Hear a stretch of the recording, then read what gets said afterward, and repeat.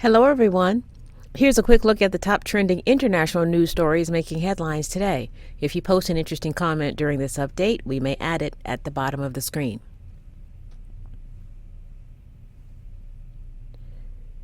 More and more countries all over the world are lifting their COVID restrictions.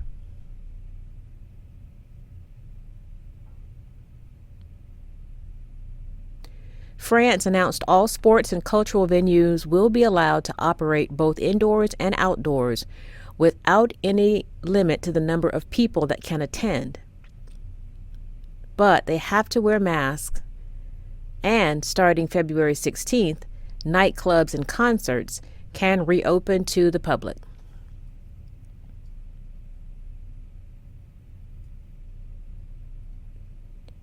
Denmark says widespread vaccination and boosters have been very successful. And as a result, all COVID-19 restrictions have been lifted in the country.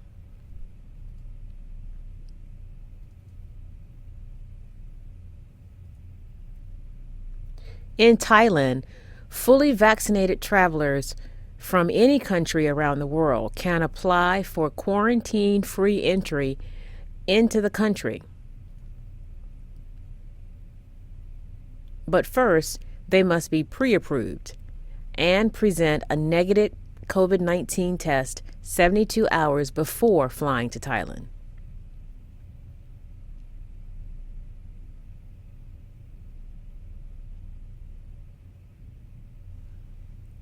New Zealand will start reopening its borders later this month.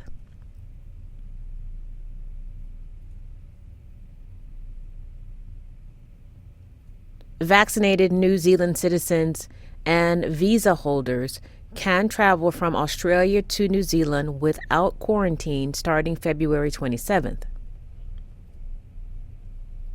And 2 weeks later, on March 13th, New Zealand citizens and visa holders in the rest of the world will be able to return.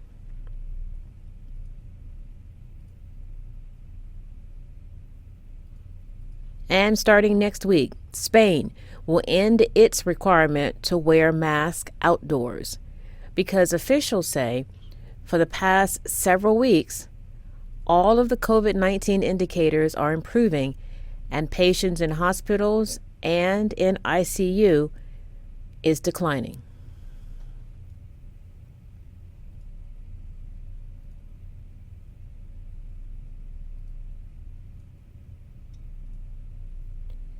As tensions rise between Russia and Ukraine, President Joe Biden formally approved the deployment of 3,000 U.S. troops to Eastern Europe.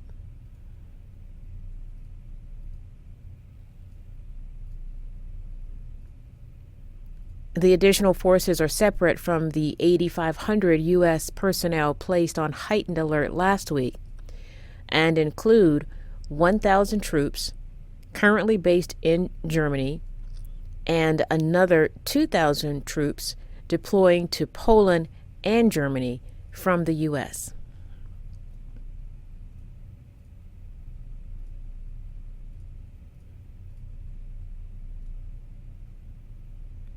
Ukraine's foreign minister expressed appreciation for the added support.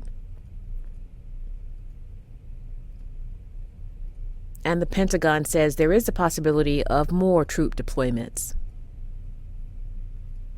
We want to warn you, some video in the story is graphic and may be disturbing to some viewers.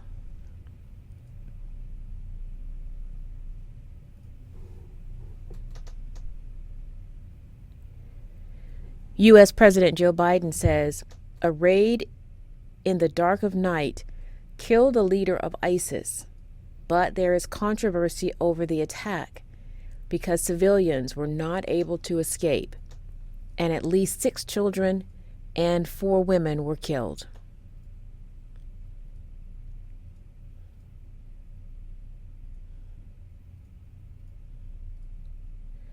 Eyewitnesses say helicopter gunships hovered overhead for hours, warning people to evacuate the house and surrender. Footage from the scene and the surrounding areas show damage to multiple buildings as well.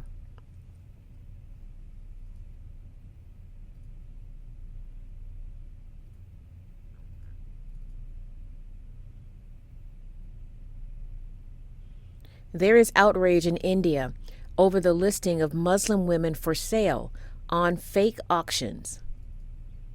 And this has been happening more than once in recent months.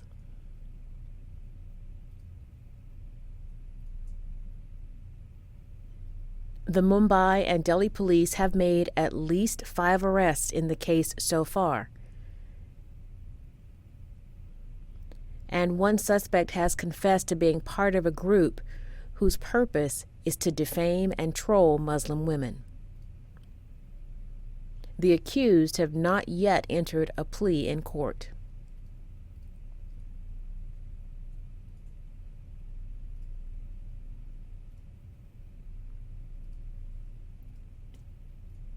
The Winter Olympics officially kicked off in Beijing, China on Friday. Athletes from around the world are in China's capital to bring their elite skills to the world stage.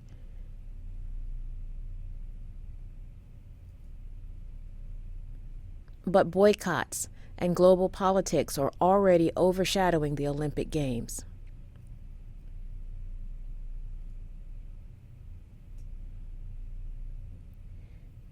U.S. rights groups say most of the countries participating in the Olympics are considered either not free or only partially free.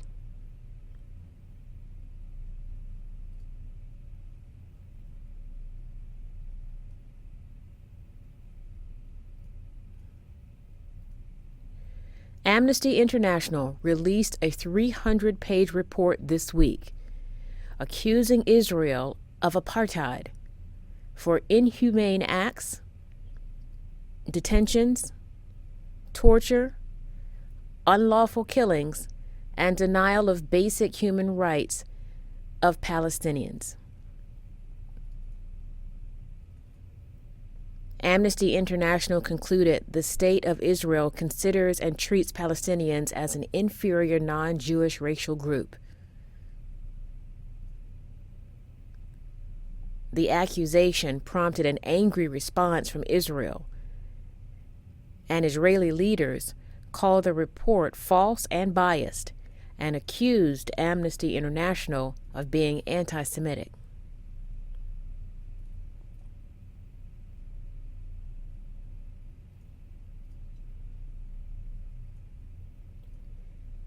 An historic bridge in the Netherlands might have to be taken apart in order for a 138-yard superyacht belonging to Amazon founder Jeff Bezos to leave the shipyard where it's being built.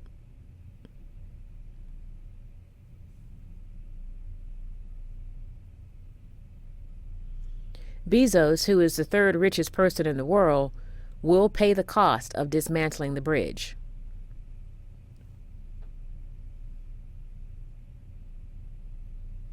City officials say they will consider preservation of the bridge's structure, the impact to the environment, and local economy before approving the permit.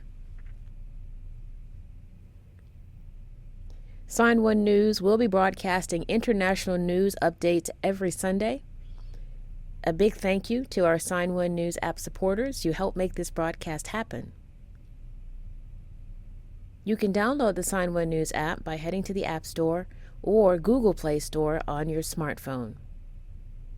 And you can also watch on Apple TV, Amazon, and Roku. See you next week.